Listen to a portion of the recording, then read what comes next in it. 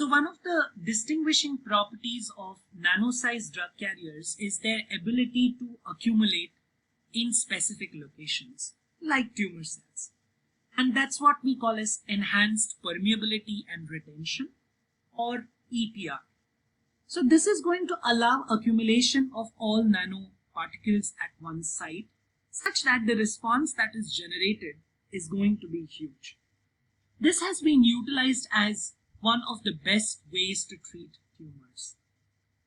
Please understand that along with such mechanisms, there are also nanoparticles which work under the effect of magnetic field.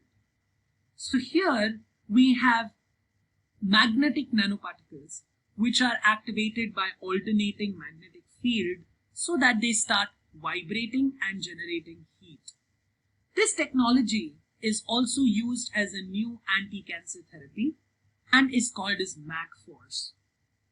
This was in phase 2 clinical trials in the early 2000s for the treatment of prostate cancer. Other than this, people have also made use of gold nanoshells for similar kind of treatments. We need to understand that nanoparticles have been used for theranostics. Theranostics is one of the most upcoming and most advanced areas of diagnostics in therapy. Theranostics basically means you are referring to therapy, diagnosis, and follow-up. So therapy and diagnostics together is theranostics. Now we need to understand that this can be enabled by nanoparticles incorporated inside a drug that can change some properties such as color.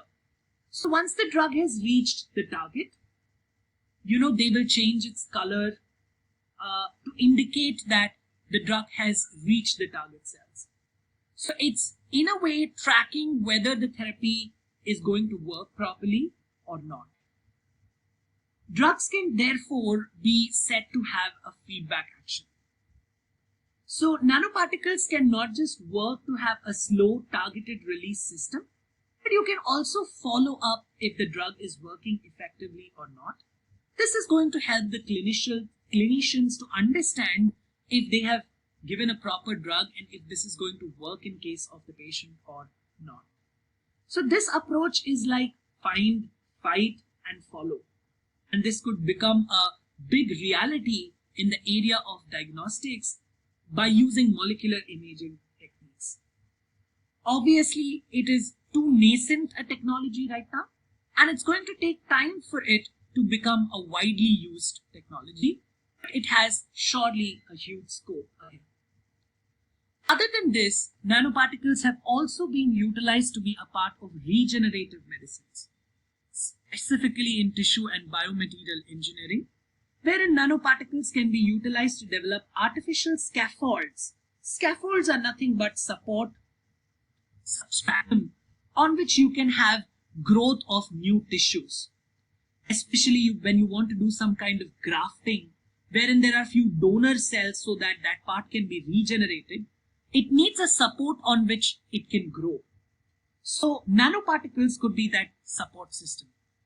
Whenever you have scaffolds made up of other materials, there is always a scare of infections due to biofilm formation.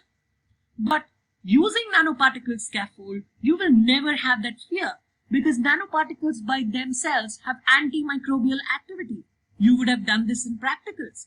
So you know that microorganisms cannot grow on them, cannot form a biofilm. So the fear of infection in such regenerative medicine is also dealt with.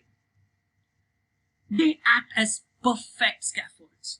They are going to be of perfect size. They are going to support the growth of the donor cells and help in regeneration, which is one of the best parts of it. Also, it is going to support the cells in generating an extracellular matrix so that the tissue formation also takes effectively. It's going to not just help the cells provide a support, but also make them effectively function to form a tissue. It has been seen that nanoparticles can, nanoparticle-based scaffold can be doped with specific growth factors and proteins, which will help the cells have addition between them. It will help them differentiate, secrete, and also show some kind of effective gene expression. So it's like a scaffold come agents to support the process of regeneration. Many a times whenever you talk about regeneration, there's a big scare of rejection. But it has been seen that nanoscaffolds are not rejected very easily, which helps them, which helps in a way to utilize them for regenerative medicine. Also, a lot of biological materials are utilized as smart biomaterials and dynamic implants so that the system doesn't, in a way, reject these because they are made up of body materials themselves. So we are making use of biological compounds as nanoscaffolds which will not be rejected by the system because they are part and parcel of the system.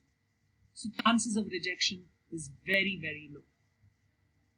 Also, you will see that a lot of fabrication is carried out so that they are responsive to the environment, like responsive to pH, responsive to presence of specific biomolecules, and so on.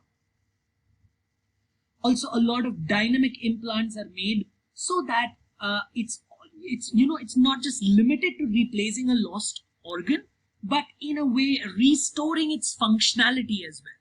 हमको वहां पर सिर्फ नाम के लिए organ नहीं देना है, हमको वहां पर एक fully functional organ देना है. ऐसे नहीं कि organ 30% काम कर रहा है या 40% काम कर रहा है. So we want the restored organ to be functioning as normal as possible. So nanoscaffolds help in these purposes also.